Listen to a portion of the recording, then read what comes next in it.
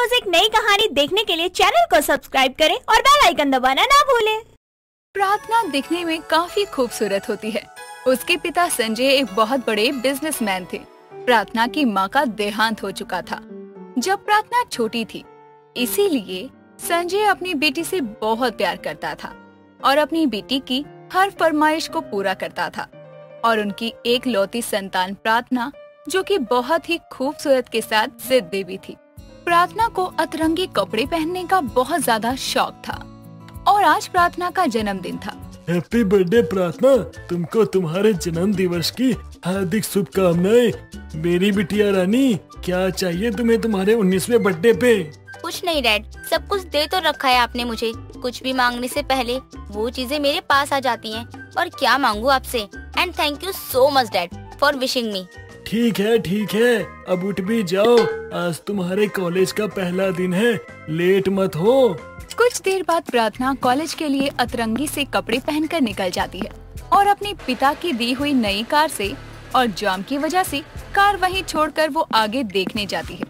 आगे की ओर बढ़ती है तो देखती है कि वहाँ एक विजय नाम का लड़का, जो कि एक आर्टिस्ट था, अपने दोस्त राहुल के साथ खड़ा था, जिस वजह से जाम लगा था। जाम देखकर प्रार्थना को बहुत गुस्सा आता है। ओए रोड छाप आर्टिस्ट, तुम्हारे बाप का रोड है क्या जो तुम अपनी कलाकारी यहाँ दिखा रहे हो? सड़क छाप कहीं के, हटो यहाँ रास्ते से। अरे ओ मैडम, जरा जबान संभाल के। रोड तो तुम्हारे बाप की भी नहीं है, इतनी जगह तो है, वहाँ से निकल जाओ, तुम्हारी धन्नो लेकर। अरे भाई बस कर, बड़े लोग हैं। मैडम जी आप जाइए, सॉरी गलती हो गई। सीखो इससे कैसे बात करते हैं गवार। ये पहली मुलाकात थी प्रार्थना के साथ राहुल की। राहुल के शांत और सरल स्वभाव से प्रार्थना इम्प्रेस हो जाती है। ऐसे ही कई दिन बीत जाते हैं। एक दिन प्रार्थना अपने पिता के ऑफिस जा रही थी, तभी उसकी नजर राहुल पर पड़ती है। हाय, पहचाना मुझे? उस दिन रोड पर मिले थे, याद है ना? ओ हाँ, उस दिन के लिए ना फिर से सॉरी कहता हूँ मैं आपको। और आप यहाँ कैसे? और हाँ, मैं तो पूछना ही भूल गया, कैसी हो आप? बस यूँ ही डैड से मिलने आई हूँ। और आप यहाँ, आप भी जॉब करते हैं क्या?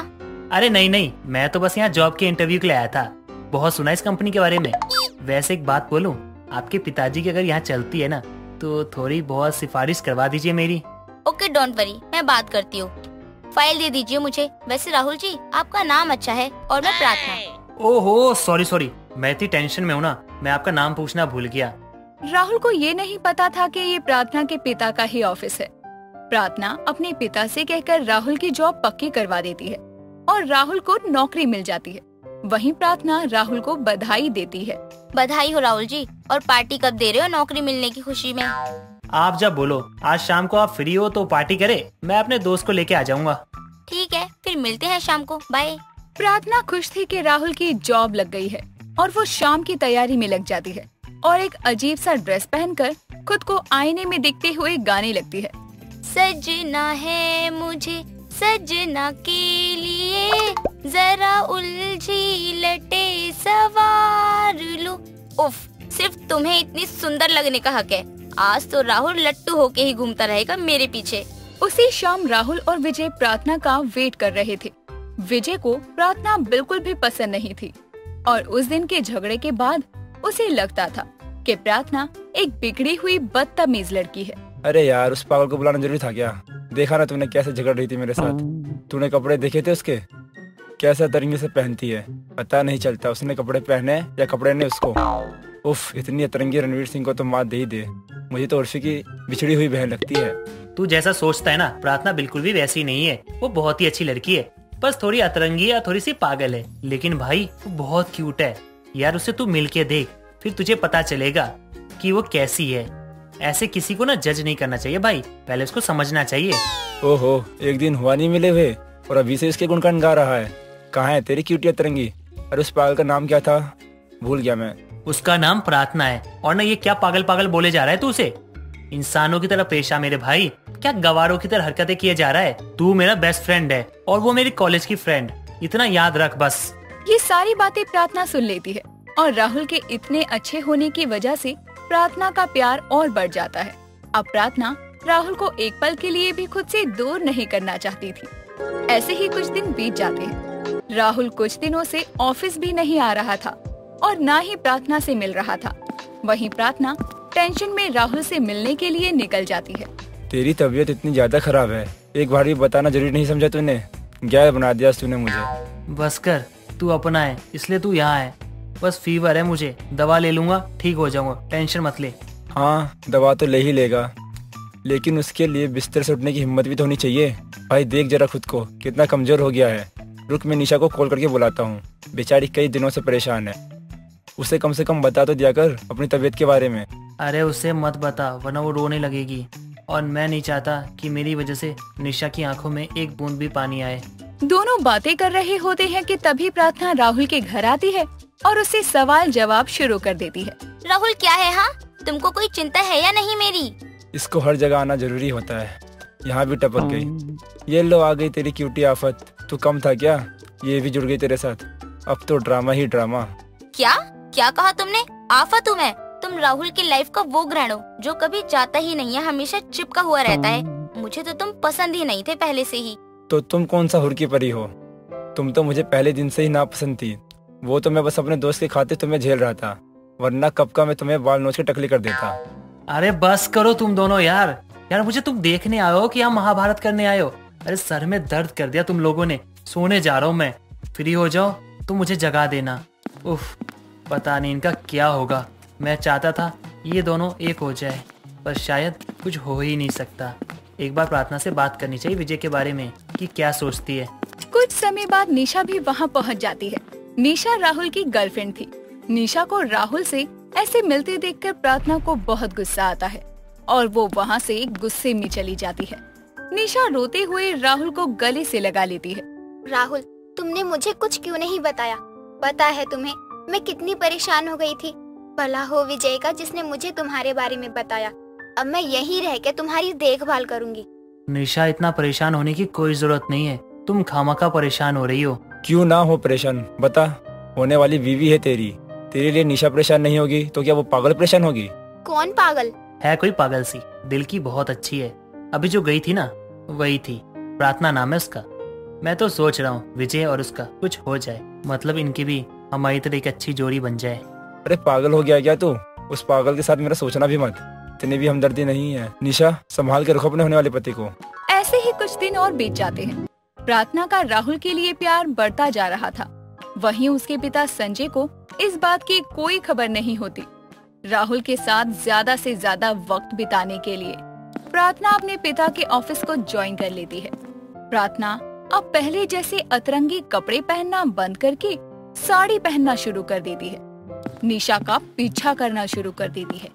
एक दिन निशा का पीछा करते हुए प्रार्थना निशा को रोकती है। ए निशा, पहचाना? हाँ, उस दिन तुम ही थी ना जो मेरे आते ही वहाँ से उठ के चली गई थी? हाँ मैं वही हूँ, और मुझे तुमसे कुछ कहना है, अगर बुरा ना मानो तो। अरे बुरा क्यों मानूं भला, और तुम्हें जो कहना है कहो ना बिंदास। देखो निशा, मैं राहुल से बहुत प्यार करती हूँ, उसके बिना नहीं जी सकती हूँ। तो तुम अपने राहुल को मुझे दे दो, और मुझे ये भी पता है तुम पैसों के लिए कुछ भी कर सकती हो। कितना पैसा दे सकती हो तुम मेरे राहुल के बदले? राहुल अनमोल है, इतना तो पता है ना?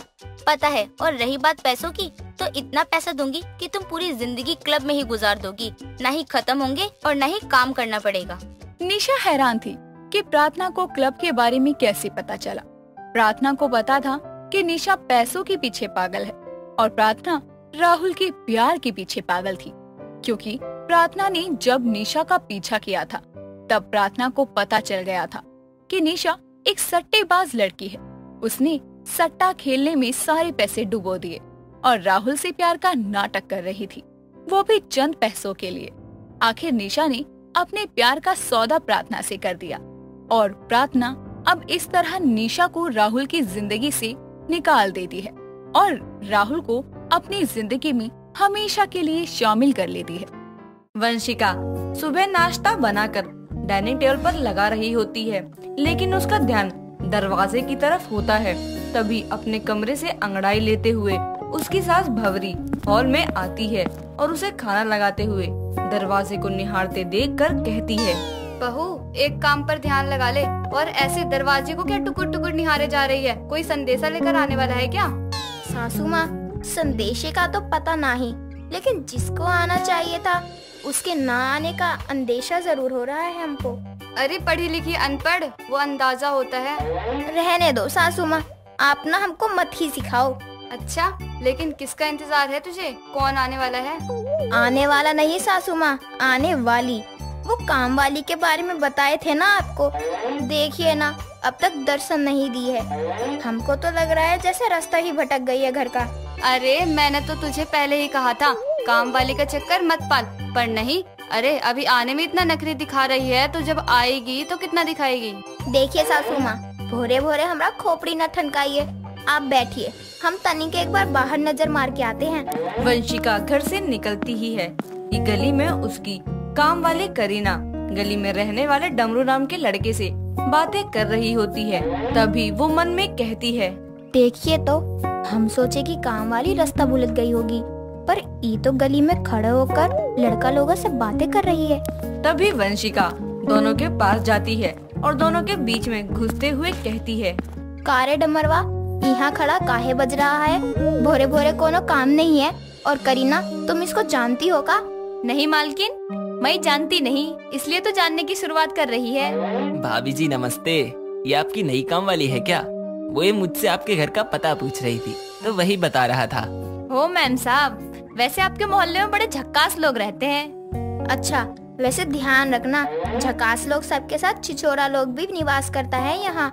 अभी घर चलो, तुमको काम भी समझाना है। हो मैम साहब, बाय डमरू। बाय करीना, फिर मिलते हैं। दोनों एक दूसरे को प्यार से बाय कहकर निकल जाते हैं और वंशिका को समझ नहीं पाती। समय बीतता है, करीना धीरे धीरे घर के सारे काम अच्छे से करने लगती है। एक रोज भवरी हॉल में बैठी काम वाली को काफी देर से आवाज लगा रही होती है, अरे करीना, ओ करीना, अरे अपने ससुराल निकल गई क्या? सुन ले करीना। सासू माँ, गले को भोंपू बनाकर काहे चीख रही है? कोनो पहाड़ टूट गया क्या? पहाड़ नहीं, दर्द से मेरी कमर टूट रही है। कब से इस काम वाली को आवाज दे रही हूँ, पर पता नहीं घर के किस कोने में चली गई है कि मेरी आवाज ही नहीं पहुँच रही। सासू माँ, बुरा लगेगा, फिर भी कह रहे हैं।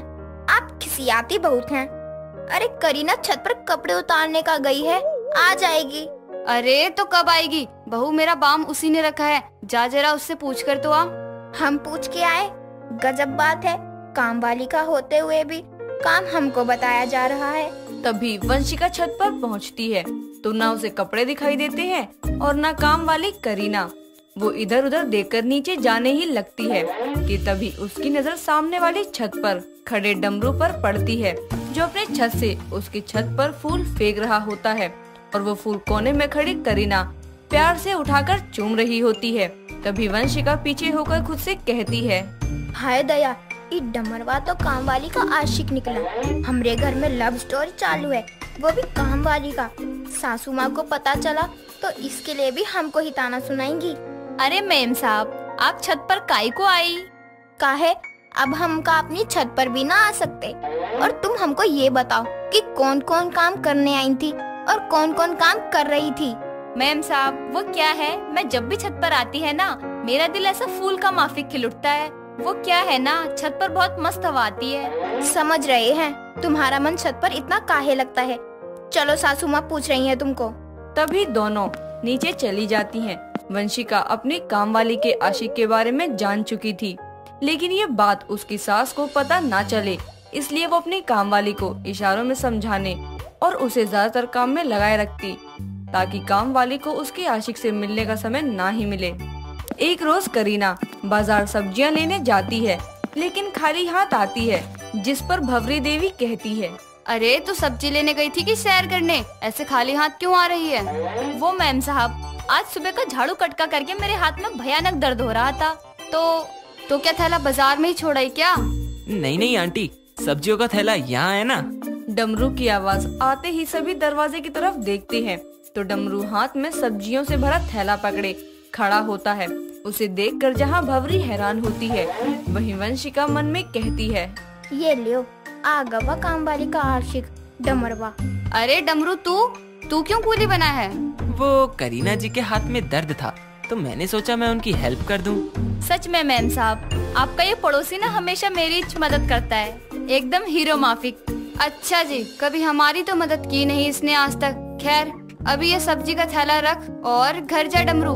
और तुम करीना, हाथ में दर्द ना हो तो शाम की चाय चढ़ा दो तनिक। हो मैम साहब। डमरू तू भी चाय पी कर जाना। हाँ हाँ करीना जी, क्यों नहीं। तभी डमरू अपने घर जाने की जगह सोफे पर जाकर बैठ जाता है। कुछ देर में करीना चाय लेकर आती है और चाय का एक कप उठाती है तो भंवरी कप पकड़ने के लिए अपना हाथ आगे बढ़ाती है, लेकिन करीना कप उसे ना पकड़ाकर बड़े ही प्यार से डमरू को पकड़ा देती है। ये देख सास बहू दोनों हैरान रह जाते हैं। तभी भंवरी कहती है, अरे बहू, ये क्या चक्कर चल रहा है दोनों के बीच। सासू माँ, ये डमरवा काम वाली का आशिक है। देखिए, चिल्लाइएगा नहीं, हमको खुद कुछ समय पहले ही पता चला है। है तो इनको बोल अपनी आशिकी जाकर कहीं और करें, मेरे घर में नहीं। इतना कहकर भंवरी देवी बिना चाय पिए ही कमरे में चली जाती है। समय बीतता है और धीरे धीरे काम वाली काम छोड़ अपने आशिक से कभी फोन पर बात करने में तो कभी घंटों छत पर रहकर उसके साथ बातें किया करती। एक रोज करीना बालकनी की रेलिंग साफ करते हुए डमरू से हंस हंस कर बात कर रही होती है। ये देख वंशिका अपनी सास से कहती है, सासू माँ, ये काम वाली का आशिक तो हमारी काम वाली को एकदम ही निकम्मी बना दिया है। देखिए ना, किचन का कुल काम छोड़कर अपने आशिक से बतियाने में बिजी है। अरे ये ऐसा ही चलता रहेगा। इस दिक्कत को खत्म करने के दो ही तरीके हैं, या तो काम वाली बदल दे या इस काम वाली के आशिक का कुछ जुगाड़ कर। हाय दया, काम वाली को तो हटा नहीं सकते, काहे से कि वो जाएगी तो सारा काम हमें ही को करना पड़ेगा। लेकिन इस काम वाली के आशिक का कौन जुगाड़ करने पड़े हम। इतना कहकर वो अपना सर पकड़ लेती है।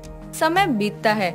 इस समस्या के हल के लिए वो दिन रात अपना दिमाग चलाती है, लेकिन उसे कुछ समझ नहीं आता।